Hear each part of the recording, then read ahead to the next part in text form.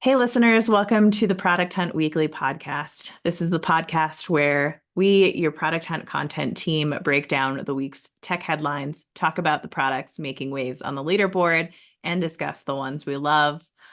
As a sneak peek, we're going to be talking about how AI is taking center stage at CES. And there's one particular product that I'm really excited about. My dogs wouldn't be very excited about. But yeah, I'm Aaron. I tend to reside in your inbox if you read the Daily Digest. I'm a chef turned techie, and I've been a product for just about 5 years. And I'm joined by my lovely co-host, Sarah. Thanks, Aaron. Well, first of all, I think that's sweet. That's just because I said lovely. Well, yeah. I mean, you could have added a few more adjectives as well. I don't want to give you too much of an ego. Just kidding. So I am Sarah. I am the content lead at Product Hunt. I live in Denver, Colorado, but SoCal native.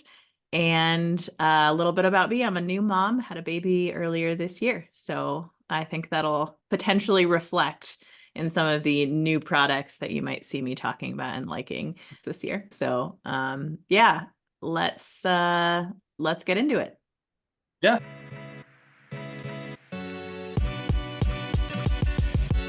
So we've been living under a rock for the past week. It's that time of the year again. It happens every single year when the tech world descends upon Las Vegas for the Consumer Electronics Show, or as the world knows it, CES. And no points for guessing, AI took center stage. It was already beginning to gain momentum in the run up to last year's event, but this year it's in total full swing.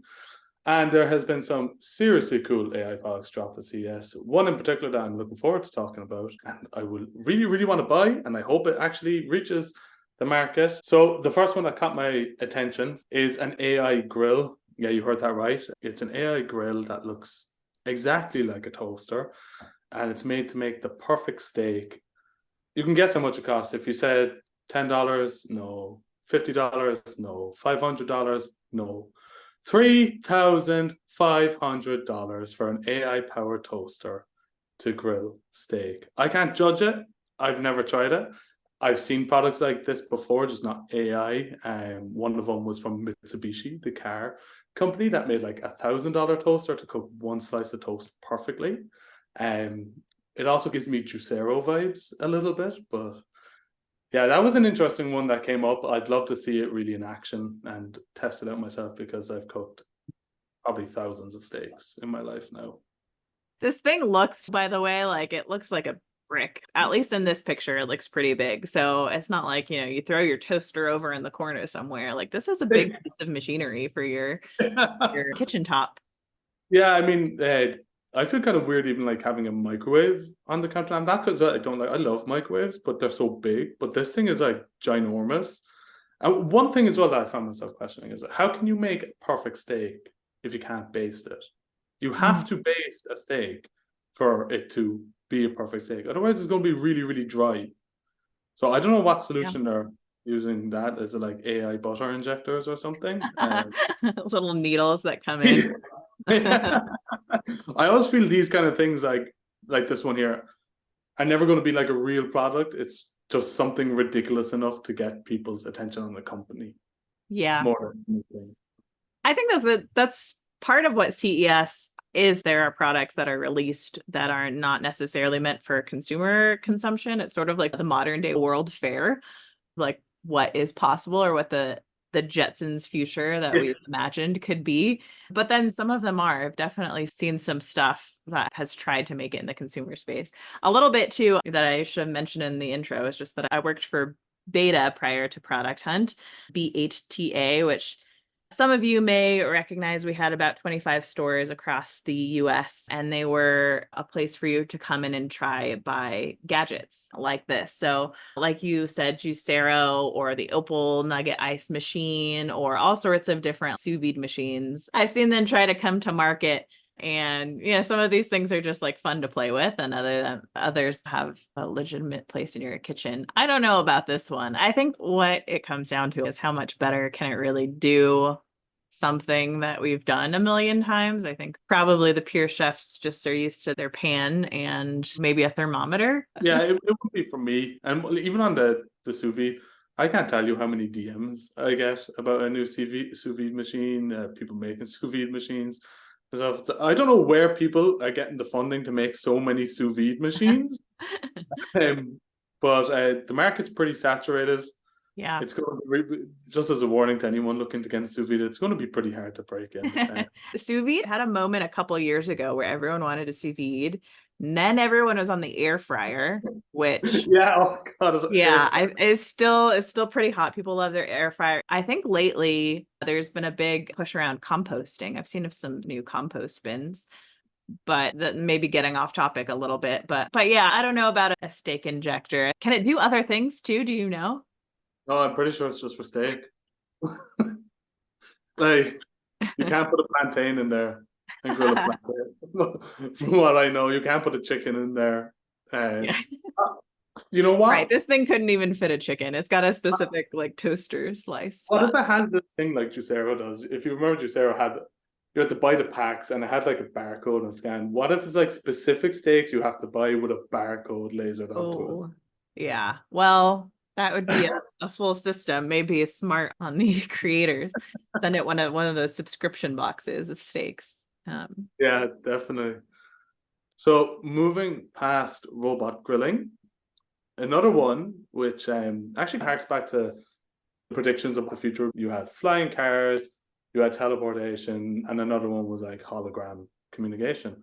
So Holobox is a new company that really gives me kind of Star Wars vibes. So it's a big phone booth kind of contraption, and it makes hologram communication in a way a reality. It's a two-way system that can display a real-time hologram of whoever you are chatting to. The only caveat is the person has to stay in like a really kind of rigid position, from what I know. Not a lot of movements, and it has to be in like this really specific placement. But the nerd in me was like super happy because I think back to like Princess Leia asking Obi-Wan Kenobi for help.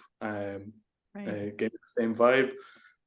So it's sneak peek into the future. I don't know what the price is. I can't imagine it's cheap, but at least we're getting one of those things that we were promised in Back to the Future. Yeah, these are always really fun, even if we're still a little bit away from it being like something that's actually effective. I thought about the same thing about Star Wars. I mean, it would be really cool if that was possible. I'd just love to give it a try. I'm still holding out for teleportation. That's my main one. So moving on, this is like the most exciting one to me. I pronounce it Bali because it should be named Ball-E. And they dropped the ball on that one. But Ball-E is a smart home robot from Samsung. It was originally actually announced in 2020 for CES as well. And it wasn't nearly as cute looking actually. But they came with a refresh one. It's a little robot, kind of like a bowling ball if you gave a bowling ball a face, wheels, and an injection of AI. It wanders your home looking for things to do to like make your life easier. So it can feed your dogs, it can interact with smart objects like your lights. It projects your favorite movies onto the wall. It can project a phone call onto the wall. But the main thing is it's really, really cute. And like depending on your posture, it will like look up or look down at you. So it's like a dog looking up at you. I loved this. It's so cute. I agree with you. The whole idea that it just turns around and looks up at you. We've seen a lot of different like robots over the time. Like I said, I recall working at Beta. There was like Pepper and, other different smart ones that could move around and felt very Wall-E like. There was also a couple years ago, Amazon came up with the drone that would follow you around. That was the scariest thing I've ever seen as a product. Like if I was a burglar going into the house and that thing started flying towards me, I'm gone. So it worked. Yeah. Like, yeah, that one gave people major privacy ick vibes, I think, which Amazon tends to do. But this one was cool. Like it was sort of the hologram version of that. And the one thing I was just thinking there is companies, if you want to get around privacy concerns, just make the thing cute. Because the second I saw this, I did not care who is watching me. I would put 2 in my home. But the Amazon drone thing, no, not a chance. Yeah, it's so cute. Totally different topic, but I've seen references to how Spotify tracks all of our data, but it makes it really cool and interesting because it tells us what music we like at the end of the year. Yeah, So, yeah. yeah, it's what you can get away with by just making something really cute and engaging. There has to be a give and take when it comes to privacy. Take my data, but give me something cute for it. Yes. You wanted to give me another Frenchie puppy and put a camera on it, but you gave me the Frenchie puppy for free. Yeah, fine. Let's go. And that's actually one thing my dogs will destroy body. So I'll never actually be able to get it. There's no sign on the price or release date, and it kind of dropped off the radar when it was first announced. So I'm not holding much hope. Moving off robots and privacy concerns, moving on to music and cars, both in the same. So Mercedes AMG, which I actually only found out there's like a few different Mercedes companies for different cars, but Mercedes AMG is the one behind like the Formula One team and like they're really high performance cars.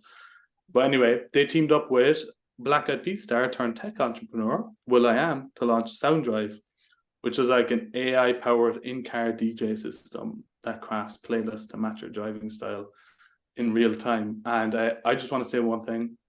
I actually have a product called Radiant, and it does exactly this for cars already, and has been doing for a while. So I got there first.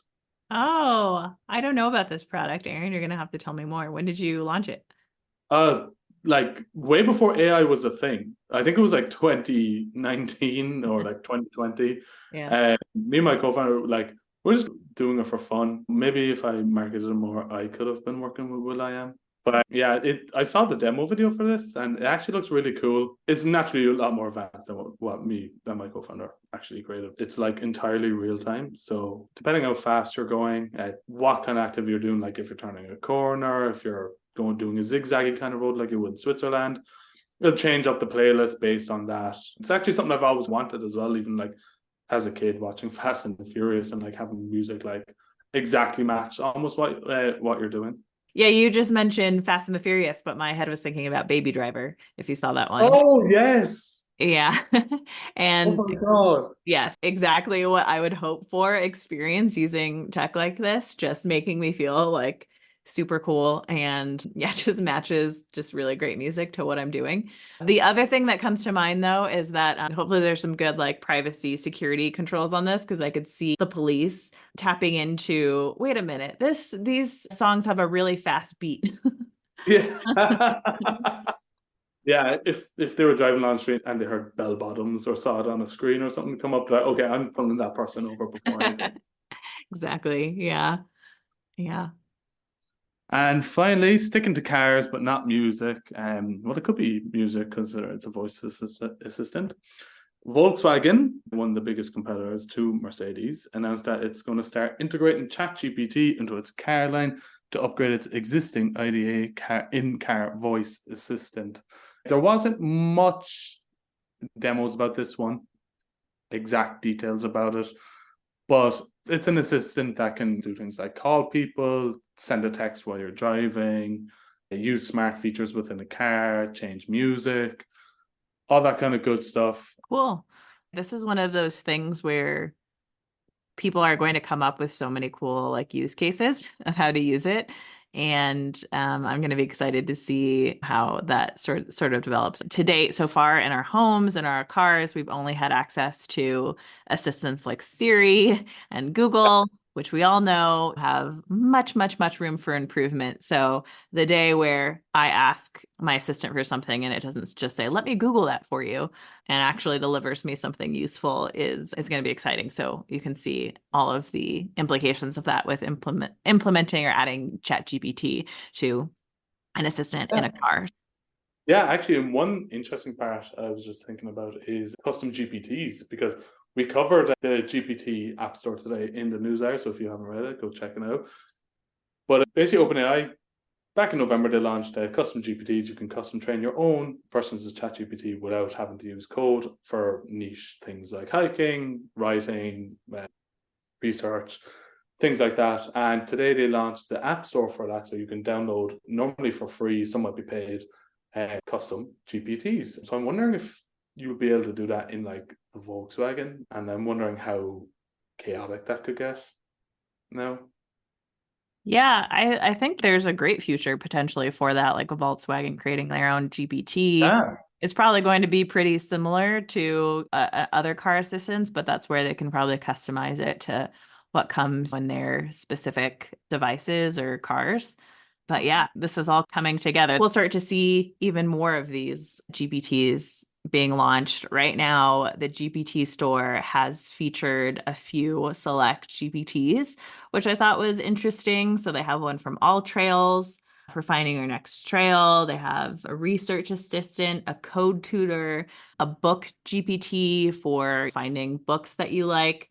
So yeah, they'll start featuring more. The All Trails one stuck out to me because I feel like All Trails is really having a moment right Mm. now, or the last year. They also won, I think it was like App of the Year with the Apple Store Awards. And then Yeah. here they are featured in the GPT store. So like very cool seeing again these just like custom little assistants per product. Yeah, yeah, definitely. And there's like 3 million of them already out there. And it's interesting because for years we've seen companies build their own like assistants to varying degrees of success. But with like custom GPTs now, you could do what Volkswagen likely will do is just quickly boot up your own assistant using a GPT Yeah. as opposed to hard coding your own. Like it's ChatGPT, so it's likely going to be more reliable than your in-house operation. Mhm. Um, it takes less time because you could do it in an afternoon pretty much.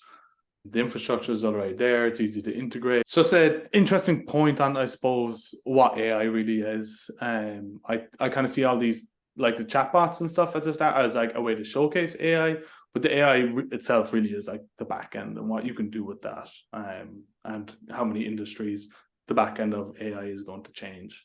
Yeah, that's what makes all of this possible. And maybe soon enough, one day you'll have a product hunt GPT.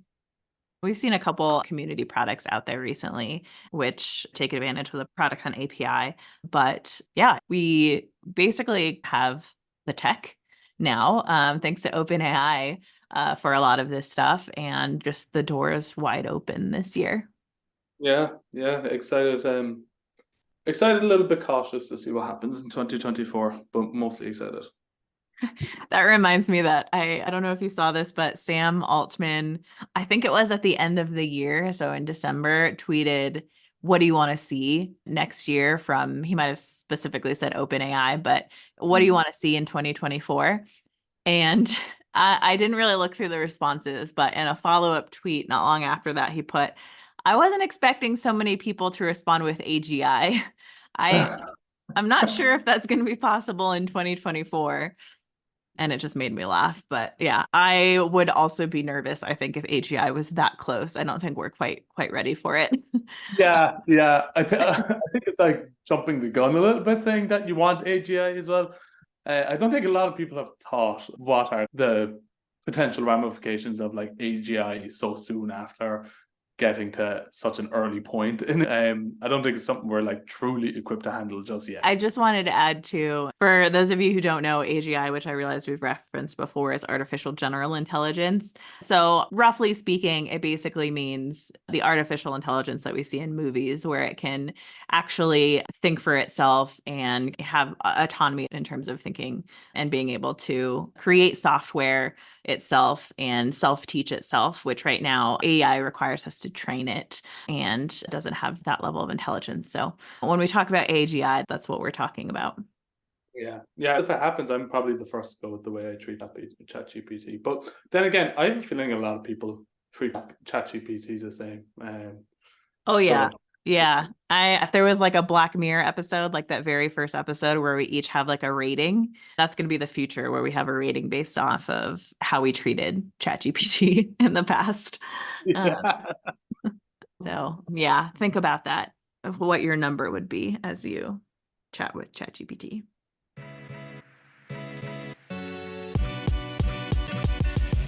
Golden Kitty Awards 2023 are coming up. We do this every January. They are the tech awards of the year where you, the community, the techies get to vote on what you think are the top products. And we actually wanted to look back on one of our products from 2022.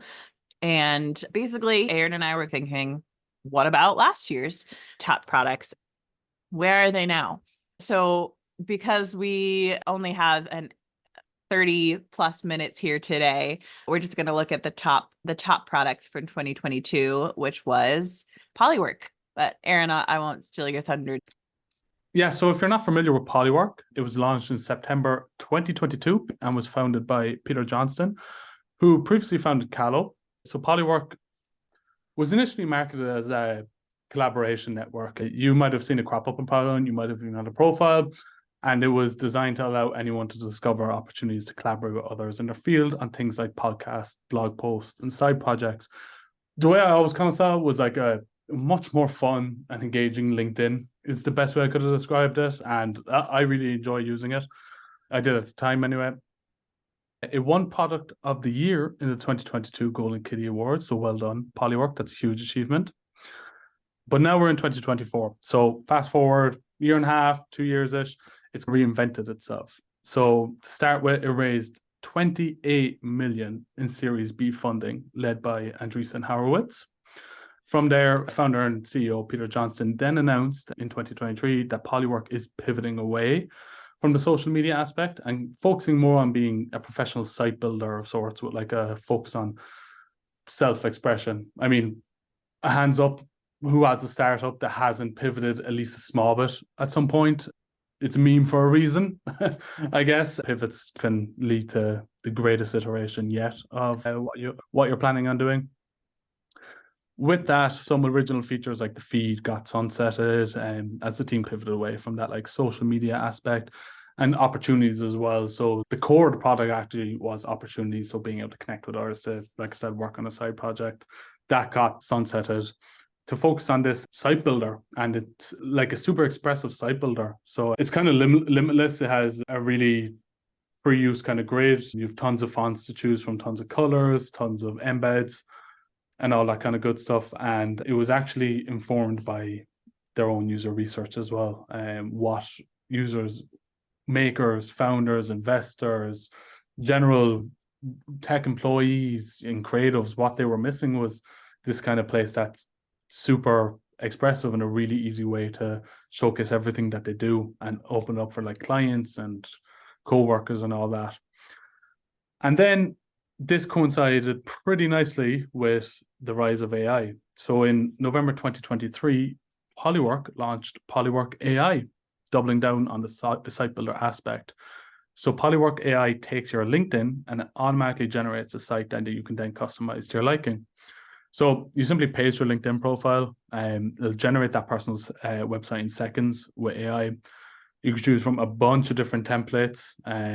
You can customize the layout, customize the color, customize the type, and then it's a one-click deploy. And you have this new, hopefully beautiful portfolio right there waiting for you. And yeah, so Polywork is just a case of sometimes you don't always end up where you start. Going from a professional social network to a site building tool is a massive pivot.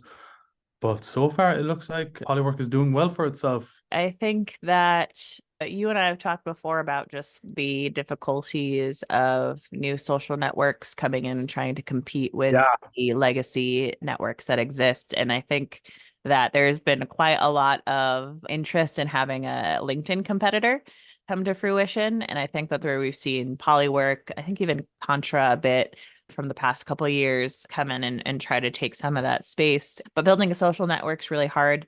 And there's probably just also a question of what do people need? And certainly there's a big interest in these custom professional websites. And we just talked about this, that this has just been such an emerging space of helping creators, professionals, makers, founders just be able to launch their websites with ease. And I feel like this Polywork pivot even takes it like a step further. It talked about the blow up of text to website generation.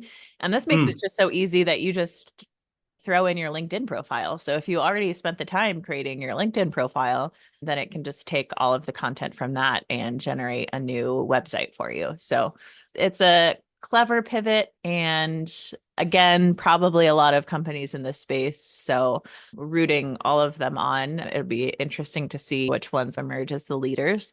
But yeah, I really like the bit about just being able to drop in your LinkedIn profile and go from there. Yeah, yeah, definitely. I think there's like three things they really did well. One is pivoting at the right time. LinkedIn wasn't always as popular as it was, to put it lightly, but it's after really cementing its position in the social media market now. So, and that was just coinciding with Polywork starting off as well. So they were pretty smart to understand where their place will be in the social media game, and they made a smart pivot, I feel.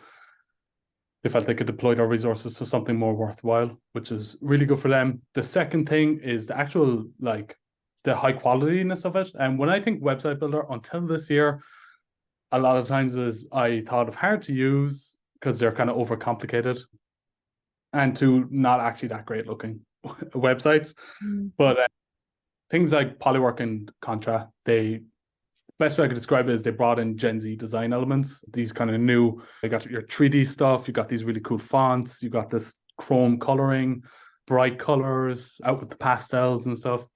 So capitalizing on that and positioning yourself well for that kind of emerging workforce and that those emerging group of founders who really value that kind of stuff was super, super smart. And then the third thing is the prompting situation. It seems like we're in a race to the bottom of prompting to get who gets the most simple prompt wins. And there's very few that would be more simple than just pasting a link. Yeah. It's sort of a tool for the new generation of just the professional workforce and creative workforce and the tools that they want. I loved all of that about the bright colors. Yeah, maybe not the stuffy LinkedIn profile that once was. Yeah, you got to make a site that you'd be proud to show on TikTok or proud to Yeah, show your like 15-year-old cousin or something. right, right. No new Times New Roman single page PDF Yeah, recipes here. we're done with link clicks. We're done with visitors. There's one metric you need to follow, and it's vibes, and that's it. Yeah. Well, good vibes for Polywork. We're sending them out. Yeah, sending lots of good vibes to Polywork. Wait to see what they launch in 2024.